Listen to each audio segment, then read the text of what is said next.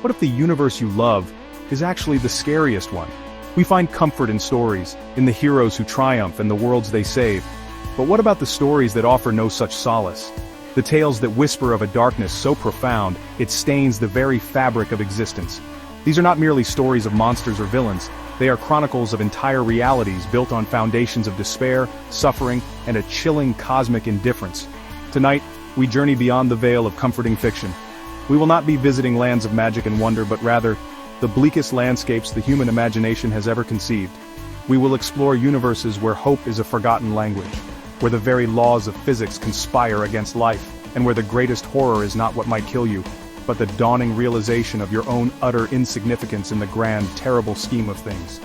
Prepare yourselves. We are about to step into the darkest universes ever written, realms where the happy ending is not just unlikely but impossible.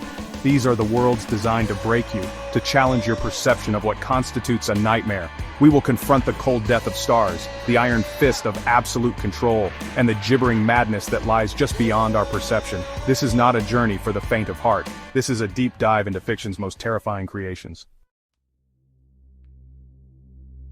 There is a unique terror in the inevitable. Not the sudden shock of a monster leaping from the shadows, but the slow, grinding certainty of an end you cannot escape. Imagine a universe where the ultimate villain is not a being, but a law of physics. A universe where the apocalypse is not a dramatic event but a slow, silent and cold process that has been underway since the beginning of time itself. This is the horror of the cosmic extinction timeline. In these narratives there is no one to fight, no evil to overcome. The enemy is entropy, the heat death of the universe. It is a slow, creeping cold that seeps into everything. Stars, once brilliant beacons of life and warmth, begin to flicker and die out one by one. Their light, which traveled for eons across the vast emptiness of space, becomes a final, fading whisper of a time when the cosmos was alive. Picture the last generations of a once great civilization. They are not battling alien invaders or rogue artificial intelligences. They are huddled around the last embers of a dying star, their technology failing, their knowledge a useless monument to a past that can never be reclaimed. Their greatest scientists can only confirm the diagnosis. The universe has a terminal illness, and there is no cure. The psychological weight of this reality is immense. Every birth is a tragedy, another soul brought into a dying world. Every achievement is meaningless, a sandcastle built against a rising, inexorable tide. The art, the music, the love, all of it is destined to be frozen and forgotten in an eternity of absolute zero. There is no hope of escape, no other dimension to flee to. There is only the long, drawn-out wait for the final light to go out. This is not a story of heroism. How can one be a hero against the second law of thermodynamics? Any act of defiance is ultimately futile. The struggle is not for survival but for a few more moments of warmth, a few more fleeting seconds of consciousness before the infinite silent darkness claims everything. The universe doesn't hate you, it doesn't even notice you. Your entire existence is a brief, accidental flicker in an immense, unfeeling void. Consider the chilling silence. In these futures, the vibrant hum of a galaxy teeming with life has been replaced by an oppressive quiet. The space between the dying stars grows ever larger as the universe expands and cools. The final transmissions from distant outposts ceased long ago. You are utterly, completely alone, adrift in a cosmic graveyard. The horror lies in this profound indifference. Your pain, your fear, your love, it means nothing to the cosmos. It is a chemical reaction in a short-lived biological machine on a speck of dust orbiting a forgotten star. The universe will not mourn your passing. It will simply continue its slow, majestic, and terrifying march toward a state of perfect, lifeless equilibrium. There is no final battle, no climactic confrontation. The end comes not with a bang, but with a whimper. The last thinking being might watch the last star wink out of existence, and in that final moment, understand the ultimate truth, that life was a beautiful, improbable accident, and now, the universe is simply correcting the anomaly. This is the ultimate existential dread. It's the realization that everything you have ever known, and everything anyone has ever known, will be erased so completely that it will be as if it never existed at all. The memory of humanity, of life itself, will be lost to the cold, empty void. There is no afterlife, no legacy, just the cessation of being. What does one do in the face of such a fate? Do you rage against the dying of the light? Or do you find a strange, cold peace in the acceptance of your own oblivion? These stories force us to confront the fragility of our existence on a scale that is almost too vast to comprehend. They strip away all our illusions of importance and leave us shivering in the dark. The terror is not in death itself but in the utter finality of it, the death of individuals, of species, of planets, of galaxies, and finally, of the universe itself.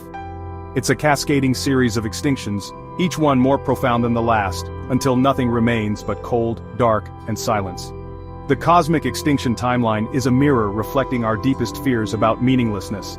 It suggests that our search for purpose is a quaint, naive pastime in a reality governed by cold, hard mathematics. The universe was not made for us, and our disappearance will not be a tragedy, but a simple final data point in its long, slow decay. This is a world where the only certainty is the end, not just for you, but for everything. The fabric of reality itself is unraveling, and all you can do is watch. The suns of yesterday are gone, and the suns of tomorrow will never rise. There is only the endless, encroaching twilight. The emotional landscape of such a story is one of profound melancholy. It is a requiem for all of existence. The characters in these tales are not fighting for a better future. They are simply trying to endure the present, to find a shred of meaning in a world that is actively being unmade around them. The absence of an antagonist you can reason with or fight against is what makes this so horrifying. You cannot bargain with entropy, you cannot plead with the expanding void. The forces at play are fundamental, ancient, and utterly implacable. They are the rules of the game, and the game is rigged to lose. This is the cold apocalypse. It lacks the fire and brimstone of other end-of-the-world scenarios, replacing it with something far more chilling, the quiet, patient certainty of non-existence. It is the universe itself turning off the lights, and there is no one left to be afraid of the dark. The final horror is the loss of memory. When the last mind ceases to think, the entire history of the universe, with all its wonder and terror, will vanish. The triumphs, the tragedies, the love stories, the wars, all will be gone, as if they were just a dream upon waking. And so, we are left with a chilling question. If everything is destined to be forgotten, did any of it ever truly matter? This is the legacy of the cosmic extinction timeline. A universe that ends not in a blaze of glory but in a cold, silent, and eternal emptiness. It is the ultimate story of loss. Now, let us turn our gaze inward, from the vast, cold emptiness of space to the suffocating confines of the human soul. What if the universe isn't dying but has been perfected into a cage? This is the domain of the totalitarian future, a reality where the greatest horror is not extinction but survival at the cost of your very self. In these worlds, the apocalypse has already happened. It wasn't an asteroid or a plague, it was an idea of order, of stability, of perfection, enforced with an iron will. Freedom is a disease, individuality is a crime, and thought itself is the ultimate act of rebellion. The enemy is not outside the gates, it is inside your own mind. Imagine waking up every day in a world painted in shades of gray. Your clothes are chosen for you, your job is assigned to you, your partner is selected for you, and your emotions are regulated for you. Every word you speak is monitored, every expression is analyzed. A moment of spontaneous joy or a flicker of private sadness could be your death sentence. The architecture of these societies is a monument to control. Towering, monolithic buildings that dwarf the individual, omnipresent telescreens that watch and listen, and a populace that has learned to wear a mask of placid conformity. The true horror isn't the jackboot on your neck, it's the fact that you learn to love the boot. Survival in such a regime requires a terrible sacrifice. You must hollow yourself out, purging all that makes you unique. You must learn to police your own thoughts, to strangle any flicker of dissent before it can even form into a coherent idea. The state doesn't just want your obedience, it wants your soul. It wants you to believe truly and fervently in your own subjugation. This is a psychological war of attrition. The state uses propaganda not just to lie, but to shatter your perception of reality itself. 2 plus 2 can equal 5 if the party says it does. History is rewritten daily, and you are expected to forget what you knew yesterday and embrace the new truth without question. To hold on to your own memory becomes an act of insanity. The most terrifying aspect is the loss of human connection. Trust is impossible. Your friends, your family, even your children, could be informants. A careless word whispered in confidence could lead to your disappearance in the middle of the night, erased from history, your existence denied. You are surrounded by people, yet you are utterly alone. Love becomes the ultimate crime. It is an unpredictable, uncontrollable emotion, a private loyalty that competes with the absolute loyalty demanded by the state. To love someone is to create a world of two, a secret garden outside the party's control. And for that, it must be destroyed, twisted into betrayal and pain until the very concept of love is polluted. The heroes of these stories are not mighty warriors, they are people who dare to remember a name, to feel a forbidden emotion, to write a secret diary. Their rebellion is not a grand battle, but a quiet, desperate struggle to keep a tiny flame of their own identity alive in a hurricane of conformity. And almost always they fail. The goal of these regimes is not just to control, but to remake humanity. To create a new kind of person, one who is incapable of independent thought, one whose only desire is to serve the state. The ultimate victory for the system is not when you are screaming in a torture chamber, but when you are broken. and you look upon your oppressor with genuine, heartfelt love. This is a world without art, without laughter, without spontaneity. It is a world of perfect order and absolute spiritual death. The human spirit, with all its messy, beautiful, chaotic glory, has been systematically dismantled and replaced with the cold, efficient logic of a machine. The silence here is not the silence of empty space, but the silence of a billion stifled screams. The horror is insidious. It seeps into your bones. You begin to question your own sanity. Is it you who is mad, or the world? Perhaps this sterile, controlled existence is better. Perhaps freedom truly is slavery. The system's greatest weapon is its ability to make you complicit in your own damnation. Consider the children born into this world. They have never known anything else. The concepts of privacy, freedom, or self-determination are as alien to them as a foreign language. They are the system's greatest success-willing, enthusiastic cogs in the machine, who would gladly report their own parents for a moment of ideological impurity. This is the terror of a cage with no bars. The prison is not made of steel and concrete, but of fear, propaganda, and social pressure. You are your own jailer. The door is unlocked, but you have been conditioned to believe that the world outside is a terrifying chaos, and that safety lies only in your cell. The slow erosion of self is the central theme. You don't lose your identity all at once. It's chipped away piece by piece. You make small compromises to survive, you tell small lies, you ignore small injustices. And one day you look in the mirror and a stranger looks back, a hollowed-out shell wearing your face. This is not a future of gleaming chrome and flying cars. It is often a future of decay and grime. The system is so focused on control that progress stagnates. The world is bleak, miserable, and crumbling, but as long as the party remains in power, that is all that matters. The promise of a utopia is just another lie to keep the population in line. The ultimate despair in these universes is the realization that there is no escape. Even if you could physically flee, where would you go? The ideology is omnipresent, and even if you found a place of refuge, you would carry the prison inside your own head, forever scarred by the conditioning, forever looking over your shoulder. And so we are faced with a different kind of bleakness, not the indifference of the cosmos, but the focused, malevolent intelligence of humanity turned against itself, a world where the human potential for creativity and love has been perverted into a perfect system of oppression, a future where everyone is alive, but no one is truly living. We have faced the cold death of the cosmos and the suffocating grip of human tyranny. But you know there is another kind of darkness, a darkness that does not kill you nor enslave you, but shatters your mind by its very existence.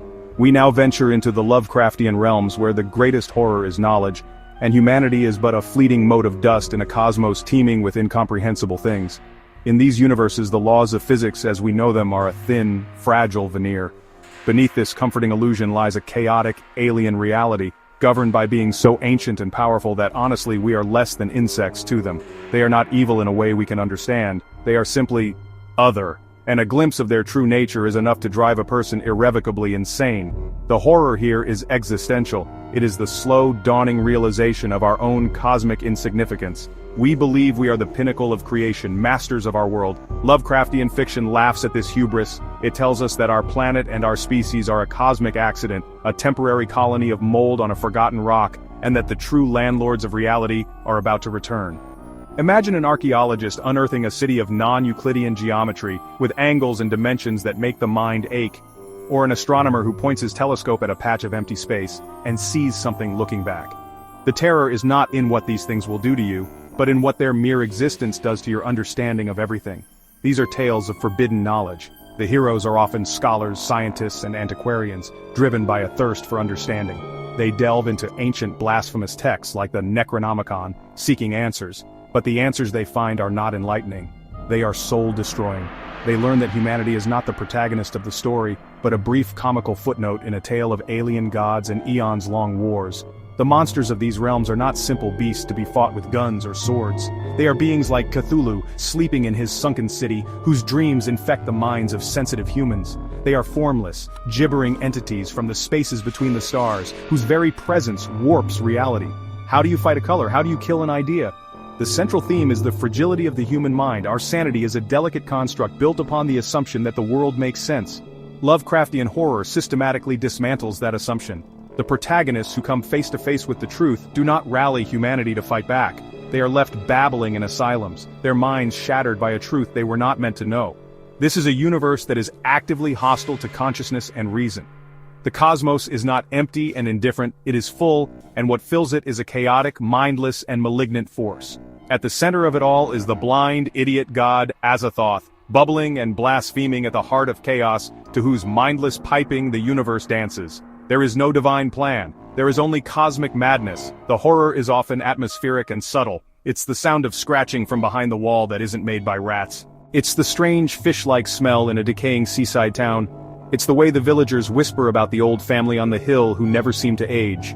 It is a slow-burn dread that builds until the final, mind-shattering revelation. Unlike the other dark universes, here there is a sense of deep, ancient history. Humanity is a newcomer. The Earth has been home to countless other species and ruled by elder things from the stars, long before the first human ancestor walked the plains. Our cities are built upon their ruins, and their influence still seeps up from the dark places of the world. The terror is also deeply personal. It's the fear of degeneration, of your own bloodline being tainted by something inhuman. It's the discovery that your family tree has roots that stretch back to things that crawled out of the sea or fell from the sky. The monster is not just out there, it might be inside you, waiting to awaken. In these stories, science and reason are not our saviors, they are the tools that lead us to our doom. It is the very act of investigation, of trying to understand, that pulls back the curtain and exposes us to the howling void. The most rational response the story suggests is to not look too closely, to live in blissful ignorance. The insignificance is absolute. If Cthulhu were to awaken and rise from R'lyeh, it would not be an act of malice towards humanity. It would be like a man stretching after a long sleep, accidentally crushing an anthill he never even knew was there. Our destruction would be a trivial, unnoticed consequence of a far greater event. This is a universe that defies our most fundamental categories. The lines between life and death, dream and reality, sanity and madness, are all blurred and broken. The beings that inhabit it are not made of matter as we know it, and their motives, if they have any, are utterly beyond our comprehension. The feeling these stories evoke is one of helpless, cosmic dread. You are a child who has wandered into a complex and dangerous factory. You don't understand how the machinery works, but you know instinctively that it is vast, powerful, and utterly indifferent to your safety. A wrong step could mean your annihilation. The ultimate horror is that there is no one to appeal to. There is no benevolent God to save us.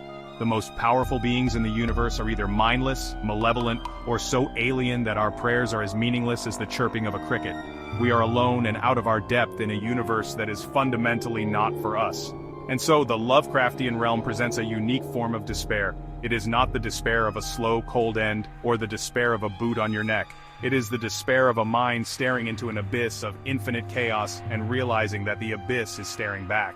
The only escape is madness, which is perhaps not an escape at all, but the final, logical state of a mind that has seen the truth. This is the terror of the unknown, made manifest. A universe where the most frightening thing is not a monster, but an idea. An idea that whispers to you in your dreams, you are nothing, your world is a lie, and the real owners are coming home. We have walked through the cold, silent graveyards of dying universes. We have felt the suffocating grip of perfect, soul-crushing order, and we have peered into the gibbering madness that lurks just beyond the veil of our own reality. From the inevitable, indifferent end of cosmic extinction, to the calculated cruelty of totalitarianism, to the mind-shattering horror of a universe that was never meant for us. Each of these realms offers its own unique flavor of despair, a masterfully crafted vision of a world without hope. These stories do more than just frighten us. They hold up a dark mirror to our own anxieties, our fear of meaninglessness, our terror of losing control, our dread of the unknown. They push the boundaries of imagination to ask a chilling question. What is the worst thing that could possibly happen? Not just to a person, but to everything. They are thought experiments in absolute horror, and they stay with us long after we close the book or turn off the screen, haunting the quiet corners of our minds. They remind us that the line between a beloved fantasy and an unbearable nightmare can be terrifyingly thin. So I leave you with this thought to carry into the darkness. Of all the grim realities we've explored tonight, of all the hells that the human mind has conceived, which universe keeps you awake at night? Like this video? Smash that subscribe button and turn on notifications to join us on our next journey into madness.